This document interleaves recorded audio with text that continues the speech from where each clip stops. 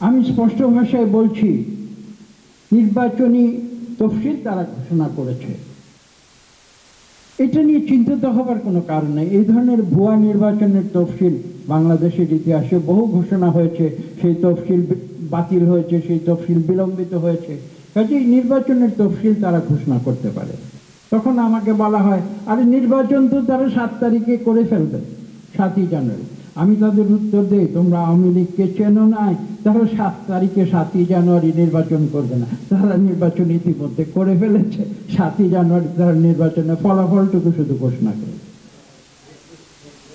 তো কাজে তারা তফসিল ঘোষণা করেছে, নির্বাচন করবে বা করে ফেলেছে, ফলাফল ঘোষণা করবে, ভুয়া জনপ্রতিনিধি দিয়ে সরকার গঠন করবে, এগুলো নিয়ে আমার মনে হয় না বাংলাদেশের মানুষ কোনো পরোয়া করে।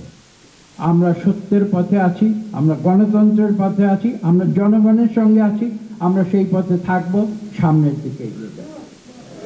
শুধু আজকে আমরা শুধু আমাদের কথা ভাবলে হবে না, বাংলাদেশের কোটি কোটি তরুণ নবীন যে যুবক এবং মেয়েরা যারা রয়েছে, যে ভবিষ্যৎ প্রজন্ম রয়েছে, আমি তাদের স্বার্থের কথা বিবেচনা করে আজকে সরকারের কাছে আমি একটা আবেদন করব। আপনারা অন্যভাবে নেবেন না, আমি সরকারের কাছে আবেদন করব।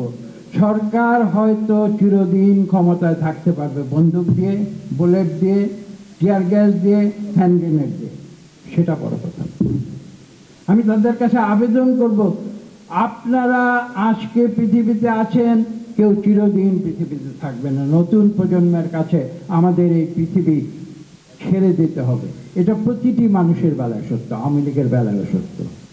তাহলে আপনারা বাংলাদেশের আগামী প্রজন্মের কাছে কোন বাংলাদেশ ছেড়ে দিতে চান, এই প্রশ্ন আমি তাদের করব। যদি নিজেদের স্বার্থে না, ভবিষ্যৎ প্রজন্মের স্বার্থে আসুন একটি শান্তিপূর্ণ প্রক্রিয়ায় এই সংঘাতের রাজনীতি আপনারা পরিত্যাগ করুন।